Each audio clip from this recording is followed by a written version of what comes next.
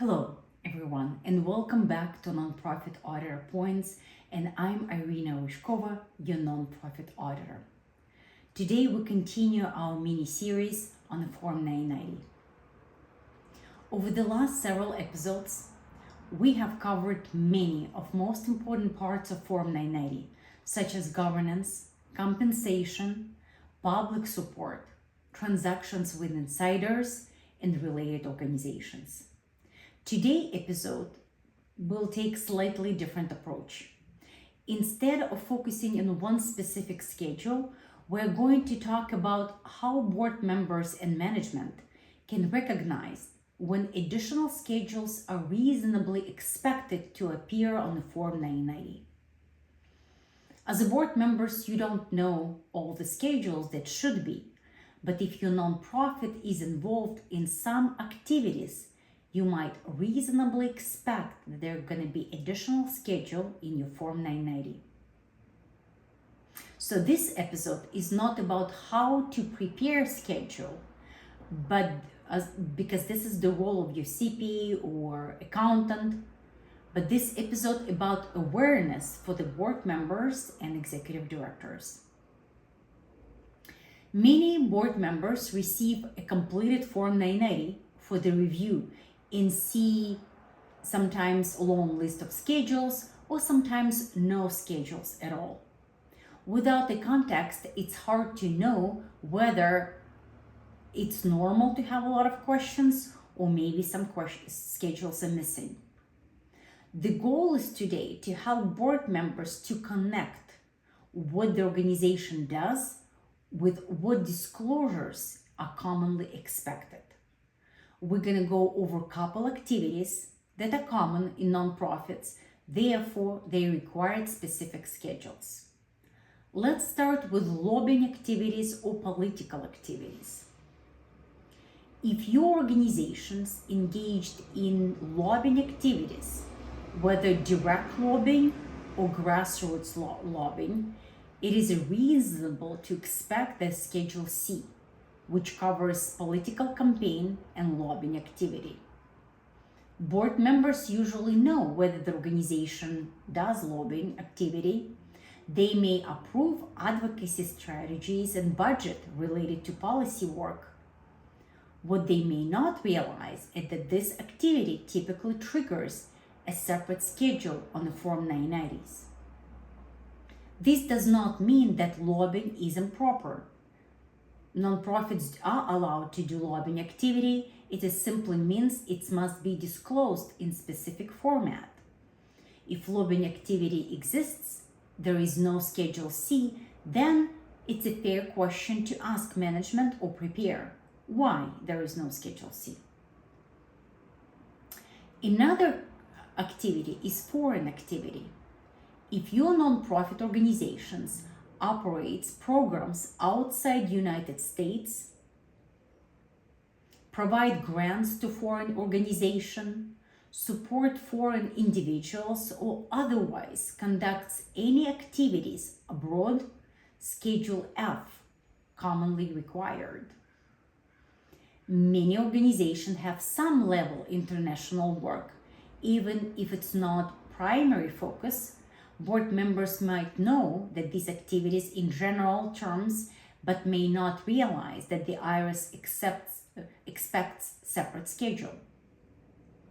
Again, the presence of the foreign activity does not automatically mean Schedule F is required in every case, but its absence should at least prompt a question to a CPA or your accountant when international work exists.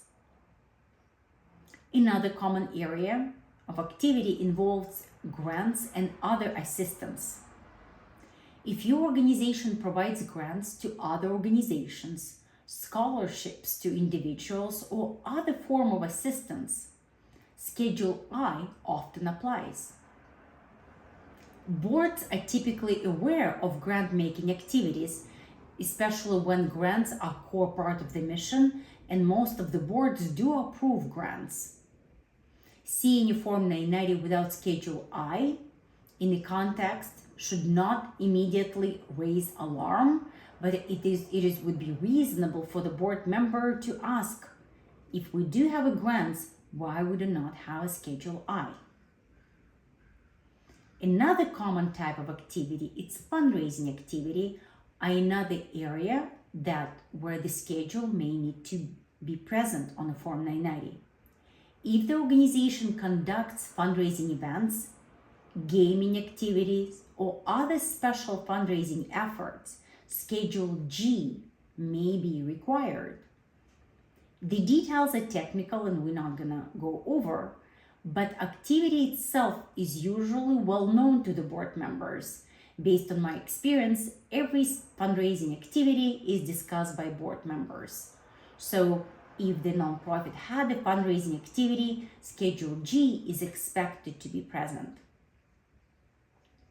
Another common activity is non-cash contributions, such as donated property, vehicles, goods. In this case, Schedule M needs to be appearing as a part of Form 990.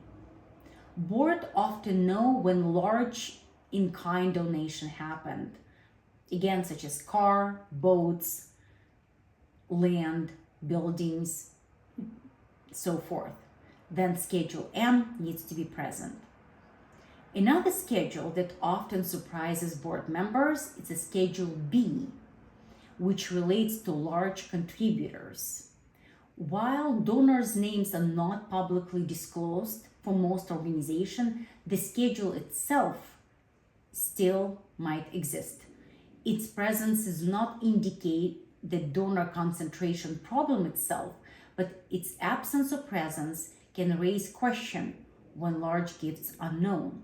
So if your board knows that large gifts were received, Schedule B is expected.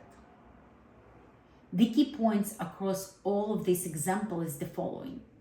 Board members do not need to know the name of the schedules or how schedules are prepared, but they should know when schedule is reasonably expected based on the organization activity. And they can just ask CPA or accountant, where are the schedule related to fundraising event, where the schedule related to large donors donations, etc. Form 990 with few schedules may be perfectly correct for the simple nonprofit. Form 990 with many schedules may also be perfectly correct for a complex one. What matters is alignment between operation and disclosures. Disclosures should be proper.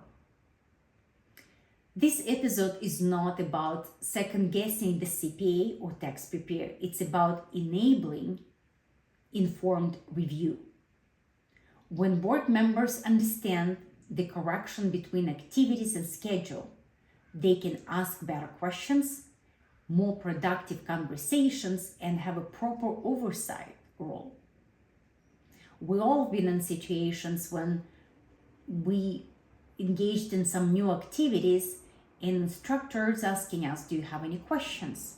And it's really hard for us to formulate the question because we don't even know where we can ask and where we should ask. Hopefully, this will help board members and executive directors to be able to engage in conversation with your CPA or accountant about the additional schedules needs to be present in the Form 990. In the next and final episode of this Form 990's mini-series, we will bring everything together and we will talk about how board members and management should read Form 990 as a whole, focusing on the patterns, consistency, and areas deserve the most attention. For now, key takeaway from today's episode is this. If organization engaged in certain activities, it is reasonable to expect corresponding schedule in the Form 990.